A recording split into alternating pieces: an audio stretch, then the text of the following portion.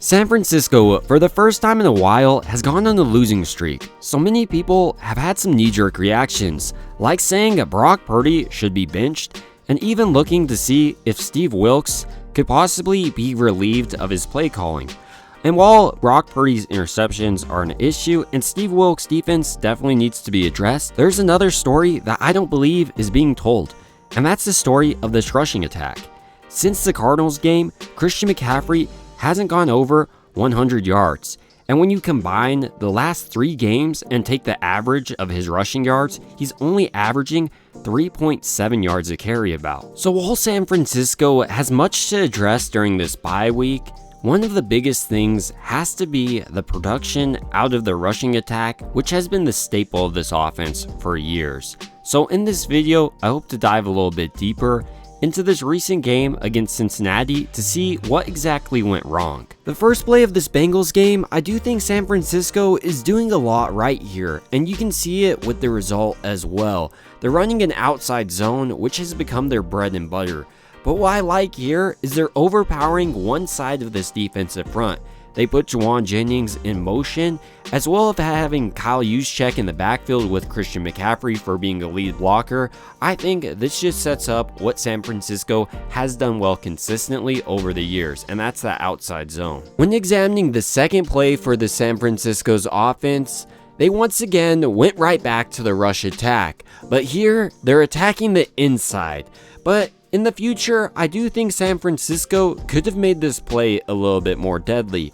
Right here, we'll see Christian McCaffrey make the right read and hit the hole hard. Not every play is going to be a burner, but here, I think San Francisco left some yards on the field. Let me explain. You can see the defensive end. He has 2 responsibilities: to contain the quarterback as well as push that run lane inwards. So here, for instance, if Brock Purdy had the opportunity to pull the ball, then potentially it could have resulted in a 2-yard gain, which is all San Francisco needed to keep that drive going. Moving on to the third play of this drive, while it's a short yardage situation, it seems obvious Cincinnati knows what's coming. First of all, Jake Brendel just gets beat, but also you can see Cincinnati's bringing the blitz. All this pressure definitely kills this play before it gets its legs underneath it. And while San Francisco's rush attack definitely starts on the offensive side of the ball, San Francisco's defense didn't do them any favors by allowing Cincinnati to just drive down the field effectively, seemingly every time they got the ball. But just because San Francisco's defense has struggled doesn't mean that San Francisco's offensive line is without blame. Specifically on this play, we can see Aaron Banks not be able to get number 98, and this causes Christian McCaffrey to have to string out this run. While it's easy to only focus on negative plays, I do enjoy this out of Kyle Shanahan, and that's mixing in Elijah Mitchell, or really any running back too, not named CMC, earlier in the game, because Christian McCaffrey will definitely be needed later in the year. Or he'll just be needed on this following play where he punches in from a couple yards out, and that keeps his streak going. But now moving on to the next drive, right here, I think Brock Purdy shows why he was the team's leading rusher. He took exactly what the defense gave him throughout this game.